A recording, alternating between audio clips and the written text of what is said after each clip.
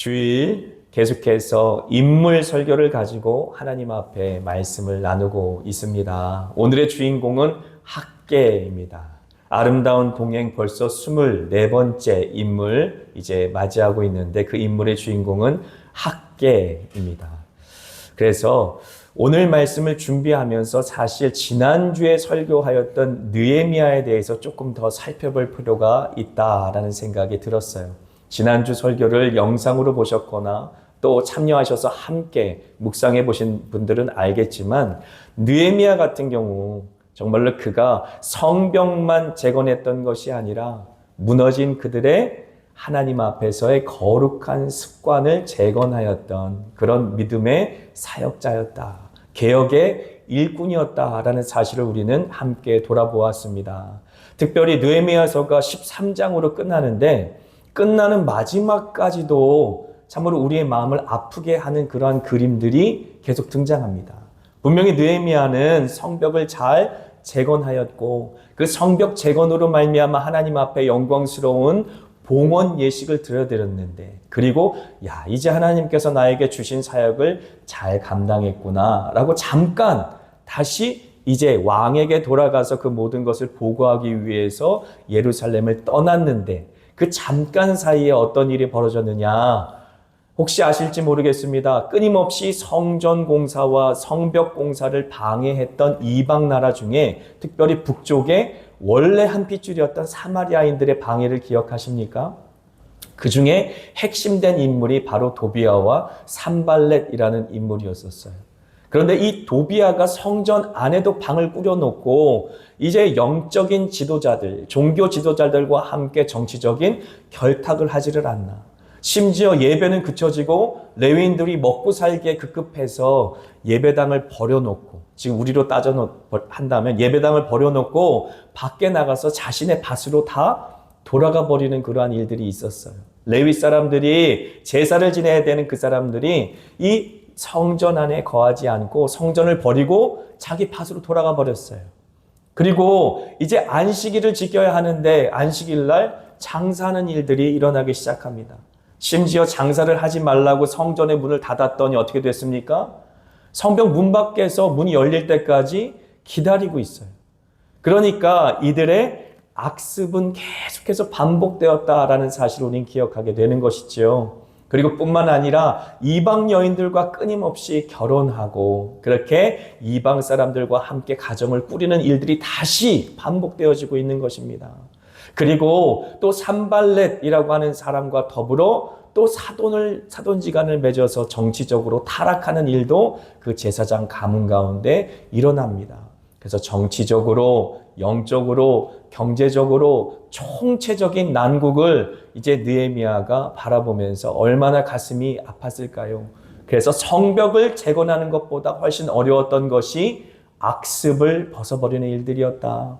그래서 이스라엘 사람들이 과거의 선조들부터 내려왔던 그 풍습들, 문화들, 그 악습들에서 벗어나고 또 노예 생활로 70년 이상 이제 바벨론 땅에 있었던 그 모든 노예 근성, 세상에 길들여져 버린 그들의 그 모든 세속적인 마음에서 벗어나는 그러한 일들이 있었어야만 했다라는 사실을 우리는 알 수가 있습니다.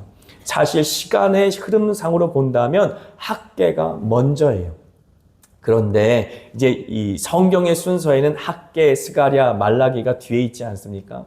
그래서 이제 느헤미야를 먼저 우리가 살펴보고 학개를 살펴보았는데 사실 이 학개는요 성전 공사가 중단된 상황에서 우리에게 주어진 말씀입니다. 하나님께서 학개라고 하는 선지자를 붙드셔서 하나님의 말씀이 임하게 하시지요. 그로 말미암아 악습에 매여 있던 이스라엘 사람들이 다시 하나님의 거룩하신 성령의 감동과 감화로 말미암아 하나님의 거룩한 일을 할 수 있도록 그렇게 사모하는 마음을 갖게 되는 것입니다.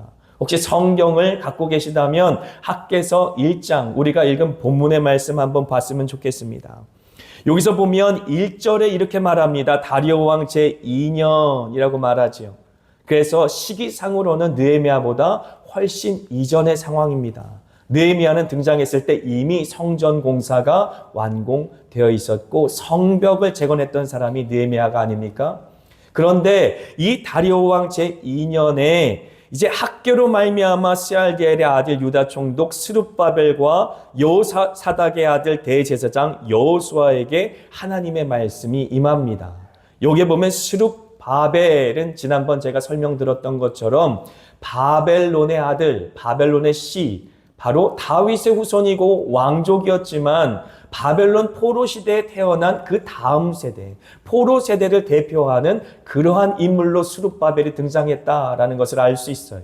그래서 하나님께서 스룹바벨을 통하여서 1차 포로가 고토의 땅 예루살렘으로 돌아가게 만듭니다. 그래서 2년 만에 성전의 기초를 잘 놓았는데 그 이후부터 사마리아 사람들이 계속 방해를 하는 것이, 또 그 이후부터 백성의 마음이 다 흩어지고 마는 것입니다. 그리하여서 인원은 부족하고 재정도 부족하고 또 물자도 부족한 상태에서 16년 동안이나 성전 공사가 그쳐진 상황인 것이지요. 그 상황에 하나님께서는 이제 정치적인 지도자였던 스룹바벨을 향하여 또 영적인 지도자였던 여호수아, 이제 예전 성경에는 예수아라고 번역했어요. 근데 이제 여호수아와 예수아는 같은 말입니다. 그리고 의미상으로는 나중에 예수와 같은 의미라고 제가 말씀을 드렸어요. 그래서 여호와는 구원자이시다라는 뜻의 여호수아, 예수아, 바로 영적인 지도자가 될 수 있겠죠. 제사장의 후손인 여호수아에게 하나님께서 말씀이 임하게 하시는 것이지요. 4절의 말씀, 유명한 말씀입니다. 4절의 말씀 보면 이 성전이 황폐하였거늘 너희가 이때에 판벽한 집에 거주하는 것이 옳으냐라고 말하는 것이지요. 성전은 지금 무너져서 하나님 앞에 예배를 드릴 수 없는 상황인데 너희들은 판벽한 집, 판자, 널찍한 판자를 서로 이어서 맞댄 집, 그 판자로 지붕을 맞대어 지은 집, 그래서 칸칸을 나눈 집을 말합니다. 좀 말이 어려워서 판벽한 집이라고 이제 번역하였지만 우리말로 이제 그것을 풀어본다면 판자로 칸을 막고 지붕을 얹은 넓고 화려한 집이 될 수 있을 것이. 그래서 사람들은 이제 원래 자신의 습관에 따라서, 옛 습관에 따라서 자기의 집으로 돌아갔어요. 성전 공사를 사마리아 사람들이 방해하는 것까지는 좋았는데 그 방해를 이겨내지 못하고 오히려 옳다, 이때구나 라고 생각하고 먹고 살기에 바빠서 자기의 원래 삶의 자리로 돌아갔다라고 하는 것이죠. 우리가 코로나 팬데믹의 시대를 지나지 않았습니까? 팬데믹의 시대를 지나면서 많은 사람들이 교회를 떠났어요. 이렇게 교회 예배당에 나와서 성도들과 함께 예배하는 자리를 떠나 온라인으로 예배를 해도 되는구나 라고 생각하면서 자신의 먹고 사는 그 모든 삶의 자리로 돌아가서 다시 교회로 돌아오지 않고 방학을 하고 있는 사람들이 아직도 많고, 우리는 그런 사람들을 가나안이라고 부르면서 가나안 성도라고 부릅니다. 이러한 시대가 우리 가운데 도래하였으니 이 말씀은 결코 옛날 옛적의 이스라엘 사람들을 위한 말씀이 아니다라고 하는 것이죠. 성경 그 어디에도 개인적으로 신앙생활해라, 혼자 씩씩하게 신앙생활해라, 혼자 유튜브 보면서 신앙생활해라 라고 말하는 성경 구절은 그 어디에도 없습니다. 오직 주님께서 우리에게 말씀하시기를 두세 사람이 내 이름으로 모인 곳에 내가 너희와 함께 하겠다 말씀하셨으며 내 집은 만민이 기도하는 집이 될 것이다 말씀하셨기에 주님의 이름으로 모여 함께 주님의 이름을 높이는 예배가 중요하고, 그 예배가 회복되기 위해서는 이스라엘 사람들에게 성전 공사는 너무나 중요한 사업이었다라는 사실을 우리는 알 수가 있는 것이지요. 그러면서 우리가 이 말씀을 바라보면서 혀를 끌끌끌 차지 않습니까? 어떻게 이스라엘 백성들은 그렇게 70년 동안이나 고생을 하고 고토의 땅으로 돌아갔는데 16년 동안이나 성전 공사를 잊어버리고 먹고 살기에 바빠서 자기 집 짓기에 바빴을까? 그런데 이 이야기는 남의 이야기가 아니다라고 하는 것이지요. 하나님께서 학계 선지자를 통하여서 스룹바벨에게, 정치적인 지도자였던 스룹바벨에게, 또 영적인 지도자였던 여호수아에게 오늘 말씀을 선언하신 이유는 일어나라, 나와 함께 가자, 내가 너희와 함께하고 싶으니 이제 하나님과 함께 동거하며 동락하는 삶을 이제 살아가자라고 부르고 계시는 것이지요. 그 부르심에 예루살렘에 거주하는 모든 이스라엘 사람들은 아멘으로 응답하여야만 했던 것처럼 이 땅 가운데 살아가면서 세상살이에 바빠서 하나님을 온전히 섬기지 못하고, 바빠서 기도하지 못하고, 바빠서 성경 읽지 못하고, 바빠서 예배당에 나오지 못하는 현대인들을 향한 하나님의 처절한 외침이다라고 우리는 받아야 할 것입니다. 너무나 바빠서 하나님의 얼굴을 바라보지 못하고 있다라고 하는 것이지요. 하나님은 한 번도 하나님의 얼굴빛을 우리에게 비추시기를 그치신 적이 없다라고 하는 것입니다. 하나님의 그 영광의 빛, 하나님의 그 축복의 빛, 하나님의 그 사랑의 빛은 한 번도 멈춤이 없이 우리를 비추고 계셨는데, 우리는 그 빛에서 얼굴을 돌려 하나님과 눈을 맞추지 아니하고 하나님의 음성에 귀를 막고 하나님과 함께 살고자 하는 그런 삶이 우리의 삶 가운데 사라져버렸다라고 하는 것이지요.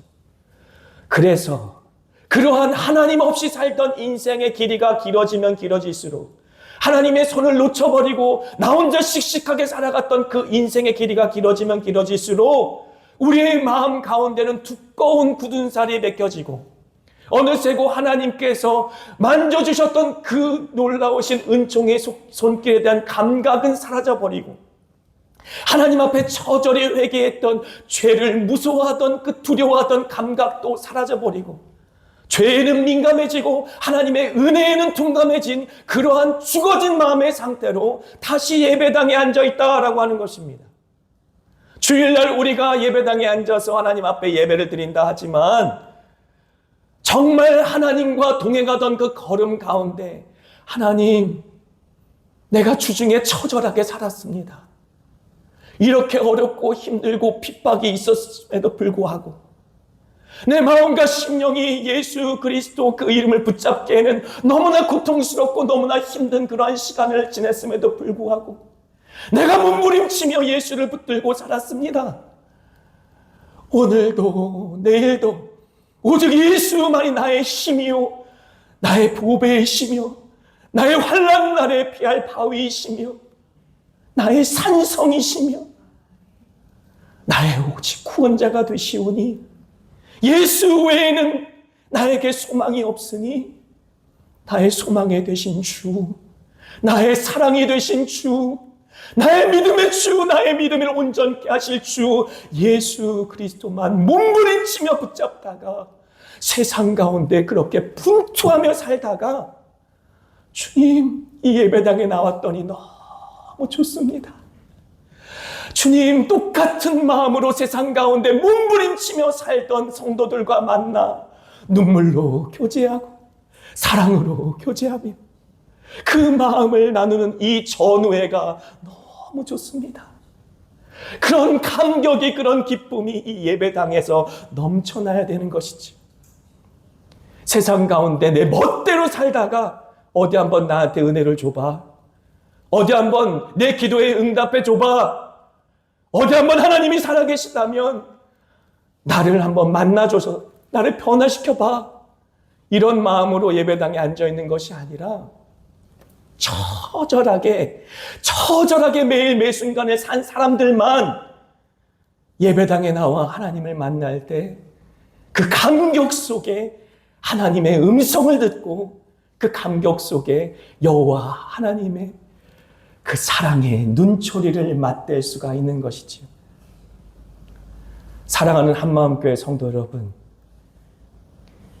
저는 2003년도에 한국성서대학교에 입학했어요.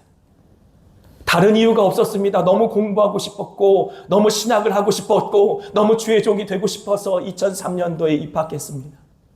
그래서 주간에도 채플이 있었고 야간에도 채플이 있었어요. 주간 채플에도 꽉꽉 찼었고 야간 채플에도 꽉꽉 찼었어요. 채플 일수를 채워야 졸업하기 때문이 아니라 그 채플 가운데 만나는 하나님이 너무 좋아서 주간에도 예배드리고 야간에도 예배드리는 학생들이 넘쳐났었습니다. 그리고 야간에 예배드리는 그 가운데 앞자리에 앉으면 대부분의 학생들은 다 울면서 예배를 드렸어요. 하루 종일 택시 운전하다가 야간에 와서 공부하는 학생, 하루 종일 세상 가운데 믿음을 지키기 위해서 몸부림치다가 그 예배당에 앉아서 주님을 예배하는 게 너무 기뻐서 그냥 앉아있는 것 자체가 은혜여서, 물론 교수님들의 설교는 지루하고 졸렸지만 그 예배당에 앉아있는 것 자체가 기적이었기 때문에 다 울었어요.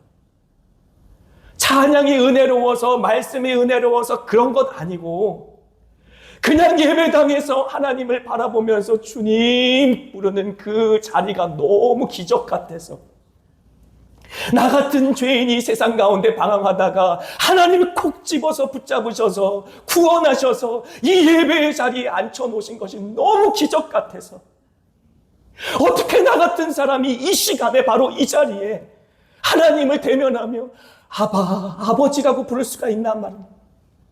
어떻게 나 같은 사람이 예수 그리스도의 이름의 권세를 의지하여 그 부활을 지나서 하나님 아버지의 품에 안길 수 있느냐 그 말입니다. 그 감격이 너무나 놀라워서 예배당에 앉아있는 것 자체가 기적이었었어요.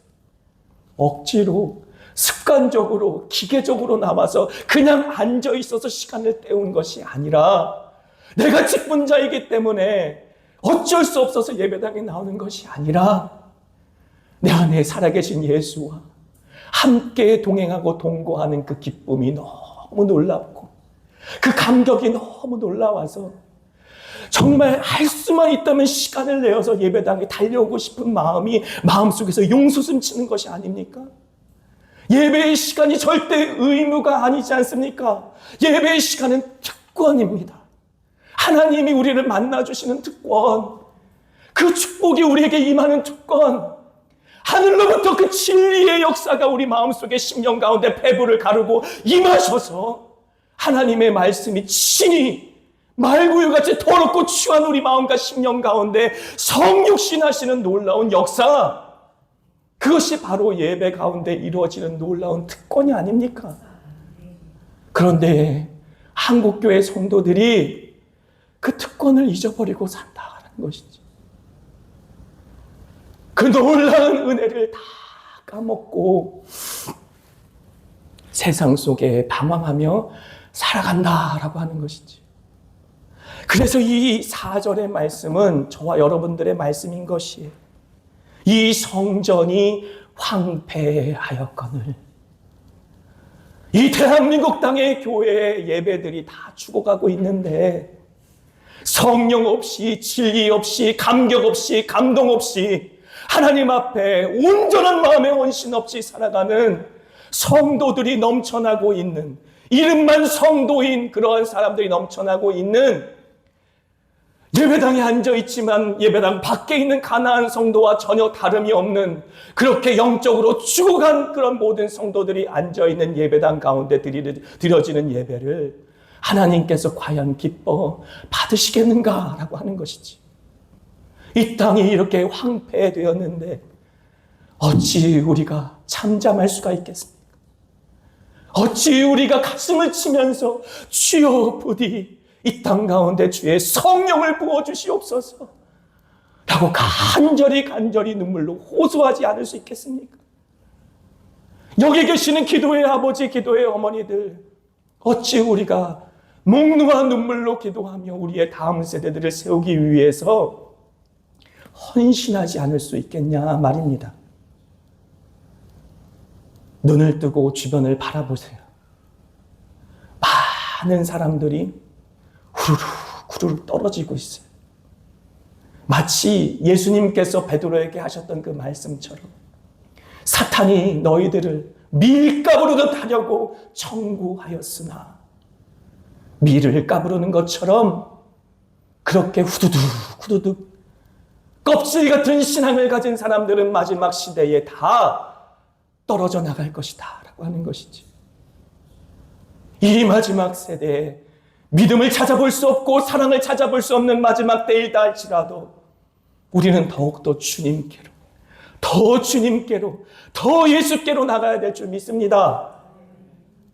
그 마음으로 오늘 학개서의 말씀을 받아야 합니다. 하나님께서 어떠한 처절한 마음으로 학개를 부르셔서 그 시대에 주님의 말씀을 선포하게 하셨는지 우리가 하나님의 그 처절한 음성을 들어야만 할 것입니다. 학개서 1장 13절의 말씀 우리 한번 같이 읽습니다. 그때 여호와의 사자 학개가 여호와의 위임을 받아 백성에게 말하여 이르되 여호와가 말하노니 내가 너희와 함께 하노라 하니라. 아멘. 하나님이 원하신 것은 너무나 단순하고 너무나 간단한 것이었습니다. 그냥 하나님이 원하신 것은 내가 너희와 함께 하고 싶다. 이 사실 하나였었어요. 하나님이 우리에게 원하는 것은 그렇게 거창한 것이 아닙니다. 한국교회 성도 여러분, 교회 나와서 많은 봉사 안 하셔도 하나님께서 원하시는 것은 일이 아니에요. 많은 사역하는 거 원하는 거 아닙니다. 하나님이 정말 원하시는 것은 여러분과 함께 하기를 원하신다라고 합니다. 그게 성경의 진리입니다. 성경이 증언하는 증언입니다. 출애굽기 29장 45절 46절 같이 읽습니다. 내가 이스라엘 자손 중에 거하여 그들의 하나님이 되리니 그들은 내가 그들의 하나님 여호와로서 그들 중에 거하려고 그들을 애굽 땅에서 인도하여 낸 줄을 알리라. 나는 그들의 하나님 여호와니라. 아멘. 하나님께서 우리를 구원하신 목적은 하나님이 원하는 대로 마음껏 써먹기 위함이 아니라라는 것이. 저는 언제고 이런 고백을 한 적이 있어요. 하나님 앞에 구원받은 감격이 너무 커서 하나님 말씀하시면 저는 무조건 아멘입니다. 하나님께서 땅끝에 가라고 해도 아멘입니다. 하나님 죽으라고 하셔도 아멘입니다. 그래서 저는 하나님 만난 이후로 저의 삶을 드리고 그렇게 충성하고 봉사하고 열심히 사역하면 하나님이 기뻐하실 줄 알았어요. 그런데 제가 한 15년, 20년 신앙생활을 하면서 저한테 보이지 않던 모습이 보이기 시작하는 거예요. 저의 아내를 보는데 저의 아내는 모태신앙자거든요. 너무 자유롭게 신앙생활을 해요. 정말 하나님을 아버지로 모시고 사는 거예요. 싫으면 싫다고 얘기해. 이게 가능한 겁니까? 저한테는 가능하지 않아요. 싫으면 싫다고 얘기해. 그리고 상황이 불평불만할 상황이면 하나님께도 불평불만을 해요. 여러분 어떠세요? 저처럼 신앙생활 하십니까? 아니면 제 아내처럼 신앙생활 하십니까? 대부분 보니까 나중에 감격적으로 은혜 가운데 하나님을 만난 사람들은 저처럼 신앙생활. 근데 저를 가만히 아내하고 빗대고 보니까 저는 종처럼 살았어요. 종처럼. 아내는 딸처럼 살았고. 하나님께서 원하시는 것은 우리를 종처럼 부리는 게 아니에요. 그러니까 자유하지 못한 가운데 우리가 어떻게 보면 일 중독 형상처럼 교회 나와서도 열심히 봉사하면, 열심히 일하면, 또 내가 열심히 종교적인 열심으로 하나님께 공로를 쌓으면 하나님께서 나를 이쁘게 봐주시겠지라는 생각이 은연중에 있었던 거지. 하지만 그렇지 않다라는, 너의 모습 그대로 이쁘다. 너의 모습 그대로 아름답다. 너가 아직 죄인 되었을 때, 내가 아직 원수 되었을 때에 그때 내 아들을 준 것이 아니니? 너무 노력하지 마라. 너무 애쓰지 마라. 네 모습 그대로가 이쁘다. 죄가 있으면 있는 그대로의 모습으로 나와라. 허물이 있으면 그 허물 그대로 가지고 나와라. 그래서 부디 나와 함께하자 지금 부르시는 것이. 하나님께서 원하시는 것은 큰 것이 아닙니다. 하나님께서 원하시는 것은 우리와 함께하길 원하신다라는 것. 이스라엘 백성들을 애굽에서 출애굽시킨 것, 우리의 구원 역사와 접목시켜서 이해할 수 있겠는데요. 우리를 구원하신 이유가 별다른 이유가 아니래요. 그냥 함께하고 싶어서. 함께하고 싶어서. 우리가 예배드리는 이유가 무엇입니까? 예배당에 나와서 이렇게 주일날 하나님 앞에 영광 가운데 예배하는 이유가 무엇입니까? 함께하고 싶어서인 줄 믿습니다. 저는 나이 먹기 전까지는 아버지, 어머니 마음을 잘 이해를 못했던 것 같아요. 예전에도 전화를 하지 말아야 되는데 혹시 어디 비실까봐 시골에 계실 때도 제가 이제 내려갈게요 라고 전화하면 어떻게 해요, 부모님들은? 그게 몇 날 며칠 전이 되어도 기다리세요. 그죠? 근데 저는 절대 그렇지 않지만 아내는 기다리더라고요. 자녀들과 함께 모여서, 가족들과 함께 모여서 있는 시간을. 하나님은요, 기다리십니다. 여러분들을 기다리세요.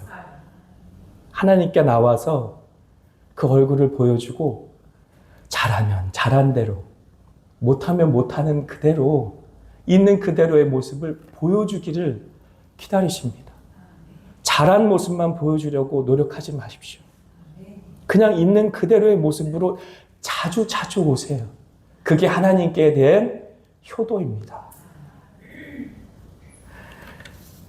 그리고 하나님께서는 이렇게 하나님께서 우리 가운데 오셔서 우리와 함께 하심으로 어떤 역사를 이뤄가시느냐.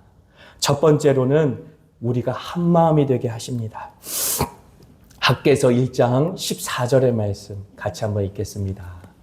여호와께서 스알디엘의 아들 유다 총독 스룹바벨의 마음과 여호사닥의 아들 대제사장 여호수아의 마음과 남은 모든 백성의 마음을 감동시키심에 그들이 와서 만군의 여호와 그들의 하나님의 전 공사를 하였으니. 아멘. 하나님께서 말씀을 스룹바벨과 여호수아에게 주셨다라고 말씀하셨어요. 하지만 그렇게 말만 하고 그친 것이 아니라 하나님께서는 스룹바벨과 여호수아 그리고 온 백성의 마음을 감동하셔서 한 마음이 되게 하십니다. 이것은 하나님께서 이루시는 기적인 줄 믿습니다. 우리가 이렇게 예배당에 모여서 함께 신앙생활할 때에 하나님께서 우리의 이 모습을 기뻐하시고 우리 가운데 임재하시는데 그 임재하심으로 이루는 첫 번째 역사는 바로 한 마음이 되게 하신다라고 하는 것입니다. 하나님의 뜻을 이루기 위해 하나님의 마음을 시원하게 해드리기 위해 우리의 마음을 한 마음이 되게 하신다라고 하는 것이지요. 두 번째는 굳세게 하십니다. 학개서 2장 4절이죠. 같이 읽습니다. 그러나 여호와가 이르노라 스룹바벨아 스스로 굳세게 할지어다. 여호사닥의 아들 대제사장 여호수아야 스스로 굳세게 할지어다. 여호와의 말이니라. 이 땅 모든 백성아 스스로 굳세게 하여 일할지어다. 내가 너희와 함께하노라. 만군의 여호와의 말이니라. 아멘. 이 4절 바로 전에 3절엔 무슨 말이 있냐면 성전을 지어놨는데 그 성전을 바라볼 때 어떻게 보이느냐라고 물으셔요. 그리고는 너희 눈에 보잘것이 없지 아니하느냐라고 말하는 것이지요. 우리가 이 땅 가운데 살아가면서 우리 스스로를 바라볼 때도 보잘것 없이 보일 때 그때 주님께서 우리를 한 마음으로 묶어주시고 또 영적인 지도자뿐만 아니라 모든 영적인 공동체를 그 마음이 굳세게 하게 하심으로 말미암아 하나님의 역사를 이루어 주신다라고 하는 것이지요. 그것이 바로 하나님께서 우리 한마음 교회에 이루시는 역사인 줄 믿습니다. 그리고 마지막으로 학개서 2장 6절과 7절 하나님께서는 우리 가운데 임재하셔서 충만케 하십니다. 6절 7절 같이 있습니다. 만군의 여호와가 이같이 말하노라. 조금 있으면 내가 하늘과 땅과 바다와 육지를 진동시킬 것이요 또한 모든 나라를 진동시킬 것이며 모든 나라의 보배가 이르리니 내가 이 성전의 영광이 충만하게 하리라. 만군의 여호와의 말이니라. 아멘. 하나님이 하나님으로 채워주실 것입니다. 아멘. 우리의 헛헛한 마음, 우리의 메마른 마음, 우리의 찢겨진 마음, 우리의 빈 그 마음을 주님께서는 주님 자신으로 채우실 것입니다. 진동케 하신다라고 하였는데 하나님이 임재하실 때 온 세상이 떨며 진동할 것입니다. 요동칠 것입니다. 하나님께서 온 세상을 가르고 우리 가운데 임재하실 때에 마치 예수 그리스도께서 십자가에 못 박혀 죽으실 때 온 세상이 진동하며 무덤이 갈라지며 죽은 자가 살아나며 그리고 하나님의 놀라우신 구원의 역사가 그 아들 예수로 말미암아 이 땅 가운데 이루어진 것을 온 세상 가운데 증언하신 것처럼 우리가 살아날 수 있도록 우리가 세움받을 수 있도록 우리가 예수의 몸된 교회로 이 땅 가운데 하나님의 놀라우신 사명과 사역을 감당해내실 수 있도록 우리가 모인 장소를 진동하시며 임하실 것입니다. 그리고 영광 가운데 우리의 마음과 심령을 채우실 것입니다.